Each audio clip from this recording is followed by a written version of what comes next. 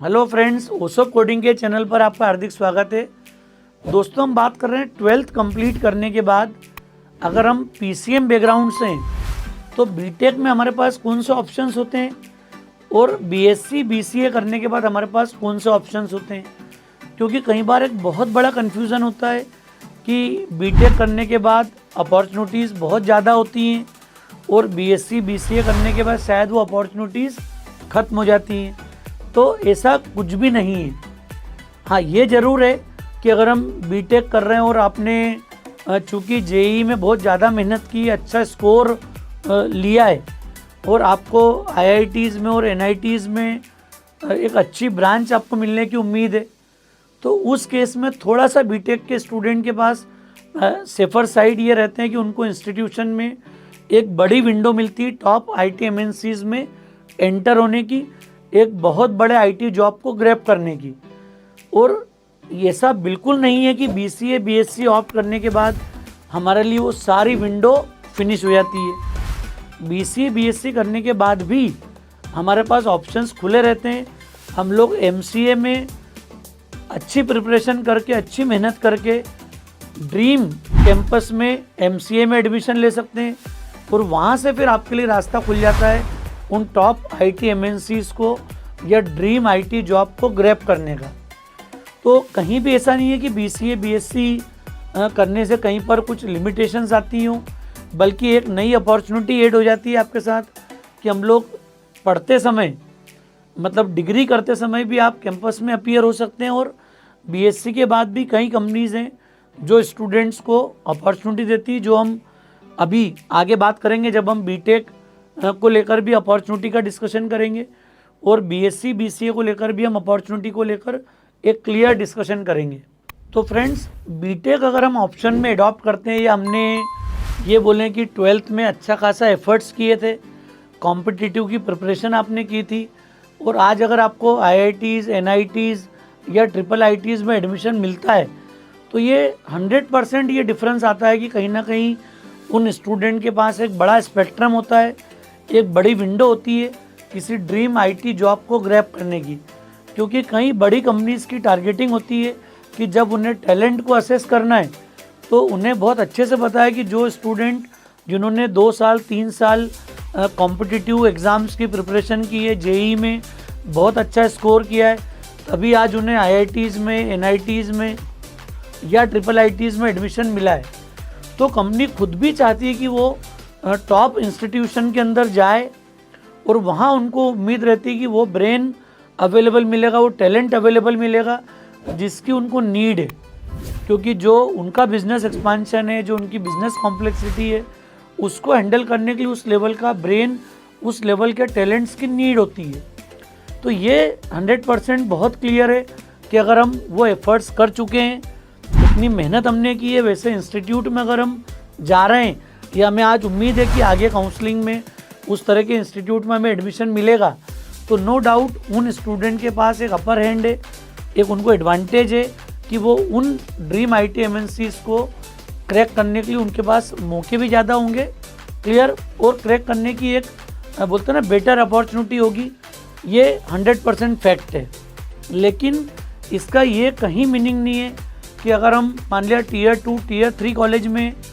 तो भी बीटेक के स्टूडेंट्स के बाद थोड़े से एफर्ट्स के बाद वो रास्ता बन जाता है जहां उन्हें अल्टीमेटली जाना है। उन आईटी कंपनीज़ को वो क्रैक कर पाते हैं जहां उन्हें, जो उन्होंने अपने ड्रीम में लिया है। तो टीयर 2 टीयर 3 कॉलेज के भी काफ़ी students in dream IT MNCs को क्रैक करते हैं।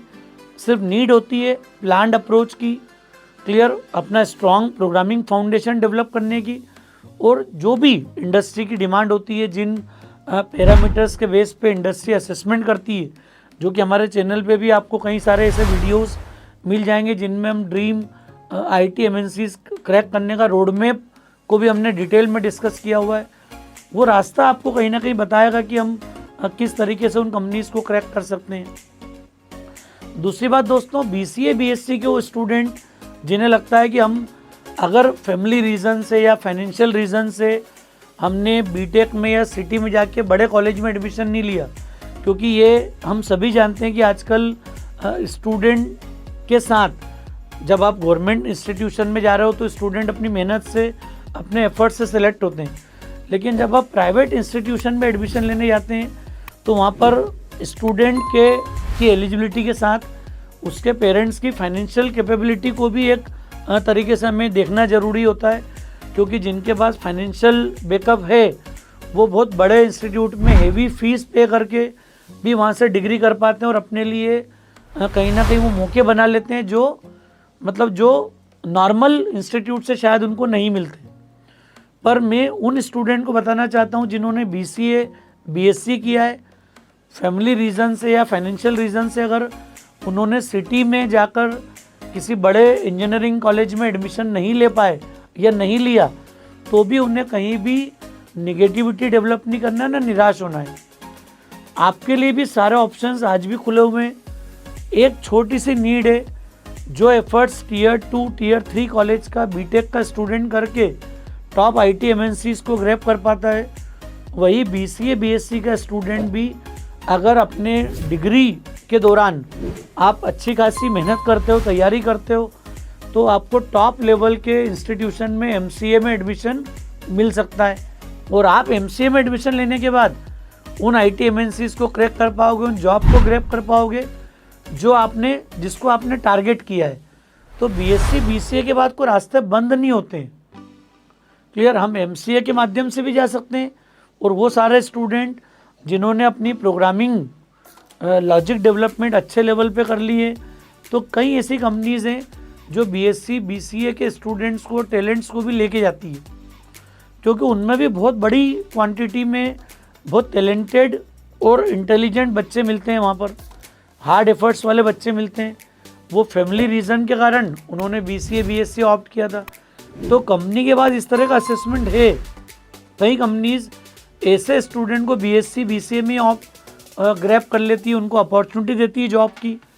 और वो साथ में आपको एक एडिशनल अपॉर्चुनिटी देती है कि आपको जब PG करना होगा तो वो खुद उनके कई यूनिवर्सिटीज़ के साथ टाई अप होते हैं कि ड्यूरिंग जॉब आप अपना MCA या जो भी इक्विवेलेंट आपको डिग्री अगर करनी हो जॉब करते समय, वो अपॉर्चुनिटी BCA BSc के स्टूडेंट्स को मिल जाती है। तो मेरा ये थोड़ा सजेशन है BSc BCA के स्टूडेंट्स को कि हमें फुल कॉन्फिडेंस के साथ, पूरी एनर्जी के साथ अपनी प्रिपरेशन को करना है। सिर्फ एक ज़रूरी बात है कि हम फर्स्ट ईयर से ही, इवन अभी जब 12th कंप्लीट हुआ और if you are waiting for the admission और काउंसलिंग, और आपको लग रहा है कि अभी कॉलेज स्टार्ट होने में 2 से 3 महीने का समय है यहाँ से, क्योंकि नॉर्मल केस में अगस्त तो सितंबर में अभी रूटीन इंस्टीट्यूट में एडमिशन स्टार्ट होते हैं, या फिर हम ये बोलें कि कॉलेज शुरू होते हैं,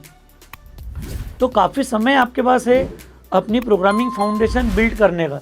तो मेरा आपसे रिक्वेस्ट ये है कि आप प्रोग्रामिंग फाउंडेशन बिल्ड करें, फोकस करें। ओसोप कोडिंग में आपको एक सीरीज़ मिलेगी, programming foundation using C and C++, और एक पाइथन फॉर एब्सोल्यूट बिगिनर। तो जिस लैंग्वेज को भी आप चूज़ करना चाहते हैं, ये दोनों लैंग्वेज को हम बिगिनर लेवल पर सीख सकते हैं। खासकर लैंग्वेज के साथ प्रॉब्लम सॉल्विंग स्किल्स को भी आप सीख सकते हैं। तो आप चाहे बीटेक बैकग्राउंड में मूव कर रहे हो या BSc BCA करने जा रहे हैं, सबसे पहली एक नीड आती है कि आप अपना फाउंडेशन बहुत स्ट्रांग डेवलप करो। जब आपका फाउंडेशन स्ट्रांग होगा तो जिस दिन भी IT कंपनी आपको असेस करेगी, आपके नॉलेज, आपके रिप्लाई के बेसिस पे, आपके लॉजिक्स के बेस पर वो आपको अपॉर्चुनिटी देगी। क्योंकि जितना स्ट्रांग प्रोग्रामिंग फाउंडेशन होगा, फ्यूचर में हम लोग DSA में, कॉम्पिटिटिव कोडिंग में या फिर डेवलपमेंट में अगर आप जाना चाहोगे, तो सारे रास्ते आपको इक्वल अपॉर्चुनिटी के रूप में अवेलेबल होंगे। तो दोस्तों, बीटेक करो या BSc BCA करें, हम दोनों के लिए मैंने आपको ऑप्शंस को लेके बात की है। नो डाउट जिन बच्चों ने बीटेक में टॉप इंस्टीट्यूट में एडमिशन लिया है, उनके लिए तो एक डिफरेंट एटमॉस्फेयर है, डिफरेंट स्पेक्ट्रम है। लेकिन Tier 2 Tier 3 कॉलेज का बीटेक अगर आप कर रहे हैं और BSc BCA कर रहे हैं, तो ये ऑलमोस्ट BSc BCA वाले स्टूडेंट उन स्टूडेंट के साथ कॉम्पीट कर सकते हैं, क्लियर अपने एफर्ट्स कर सकते हैं। और उन सबके पास एक कॉमन स्पेक्ट्रम होता है, जिनको अगर हम 6 से 8 महीने एडिशनल एफर्ट्स अगर दे देंगे, तो आपके लिए भी वो ड्रीम IT MNCs की विंडो ओपन हो जाएगी, जो Tier 1 कॉलेजेस के लिए, IITs NITs के लिए Day 0 में अवेलेबल होती है। कैंपस के दौरान अवेलेबल होती है वो आपको जॉब के 6 महीने बाद और साल भर के अंदर आप लोगों को अवेलेबल हो जाएगी। तो कहीं भी रास्ते बंद नहीं होते हैं, हमेशा खुले होते हैं। सिर्फ नीड है प्लान्ड और कंसिस्टेंट अप्रोच की। तो ओसोप कोडिंग के चैनल पर आपको बिल्कुल यूनिक तरीके से प्रोग्रामिंग सिखाई जाती है। फ्लो चार्ट और ड्राई रन करके प्रोग्रामिंग सिखाने का ये एकमात्र प्लेटफॉर्म है। आप किसी भी चैनल पर कंपैरिजन करेंगे, चाहे फिजिकल आप क्लासेस को ज्वाइन करेंगे, आपको पहली बार ये फील होगा कि अगर मुझे जीरो एरर प्रोग्रामिंग का कॉन्फिडेंस बिल्ड करना है